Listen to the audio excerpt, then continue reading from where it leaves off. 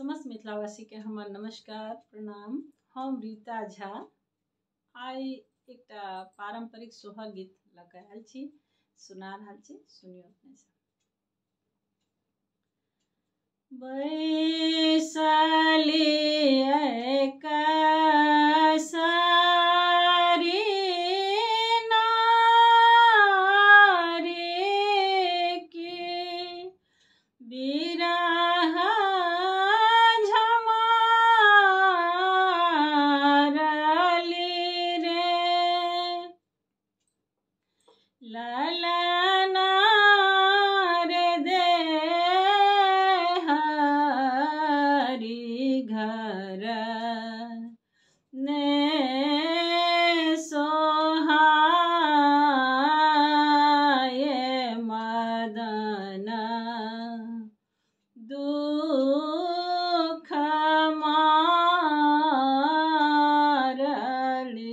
रे, तेहि अवसर उठी बैसल कागा उचारल रे, ललना रे कागा के बचन सुनि नागरी सगुन विचारल रे,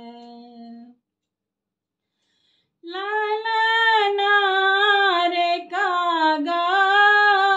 के बचन सुनि नागरी सगुन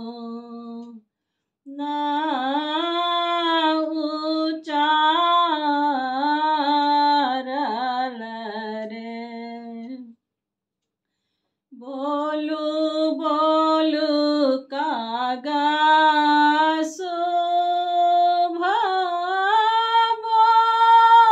बोली की जहरिया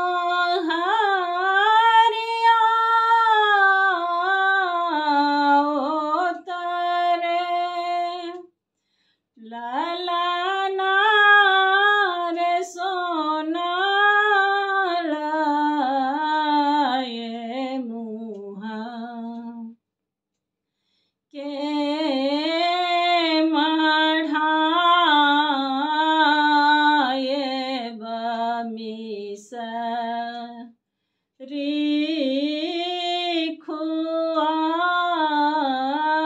खुआए बरे, ललना रे सोनालय मुँह के मढ़ाए बमिसरी खुआए बरे, औरों पैजनिया गढ़ाए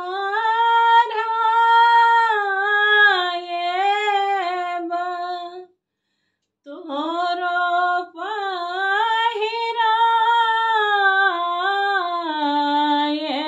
बरे, ललना रे चूमब तोरो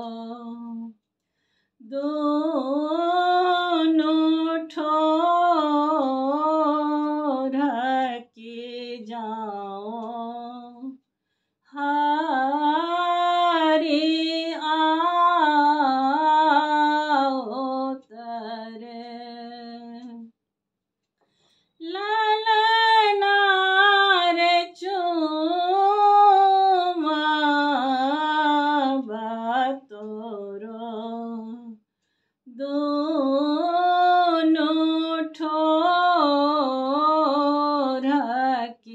जाऊं।